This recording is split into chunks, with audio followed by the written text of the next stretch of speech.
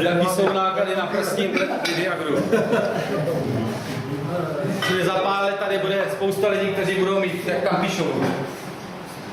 Krásná netrávkovskou erekci, ale zavolal jsem slovo na zdomání. Já mám pocit, že někteří už nejsou. Tak dámy, prosím řeknu, tak je taková, že si myslím, že až řeknu cokoliv, tak to nevystihne to, co chci říct. Pan prezident chtěl říci, abyste byli ticho a každou větu, kterou teď dá, hltali. Já jsem chtěl říct, že nemám slov k tomu, abych poděkoval, nebo jak poděkovat dámám za dnešní schůzi a za přízeň, kterou nám už několik let projevují. Takže, děvčata, děkujeme za přípravu výroční nebo valné hromady. Malá pozornost, děkujeme.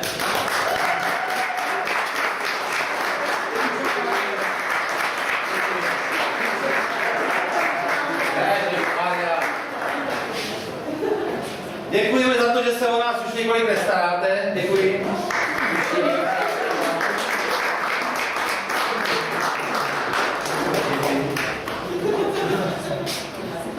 No a právě jádro se rozhodlo, nebo ustanovilo fanklub, kde tímto vítám první 4 členkyně a faninky, které už to dokázali na několika akcích. Takže zase bez pořadí, tiskový mluvčí. Bez pořadí ne. Marta. Jestli pak uhádnete, která je Sonína.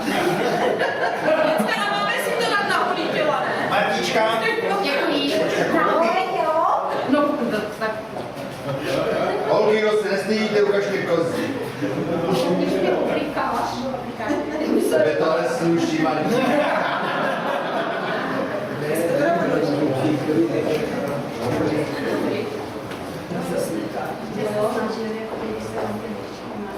Takže přátelé, první je oblečená, ukáže se vám ze předu i ze zadu.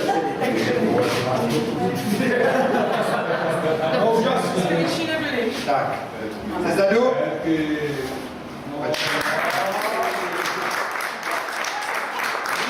Dámy mají přepětelky, jo? To je prosím. Jak je to vlastně? No, to na pořadí nezáleží, ale to... Soňka říká, jak je to prostě, toto tričko má ze zadu všitej klín. Soňčko? Mě teda tiskový mluvčí nastala, protože to jsem chtěl dělat já tohle. On je iniciativní. Já jsem myslel, že tiskový mluvčí mluví a nemaká, ale. Tak máš posledně tričko, tak na stůl. On to ještě navíc slyšel, to je hrozný. Nemu obleč to já. Tak máš poslední tričko, tak na stůl.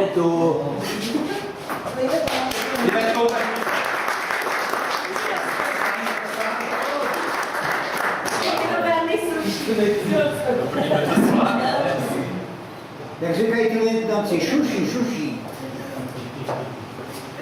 To je šuší. A kde máme ty? Přepětelky si vezmete až na fotbal. Hej, drž se! Jaký větší prsa, ty vole. Oni ti koupili malý tričko. Nevadí, vydržíme to. Takže, dámy, ještě jednou děkujeme. Hrozně moc.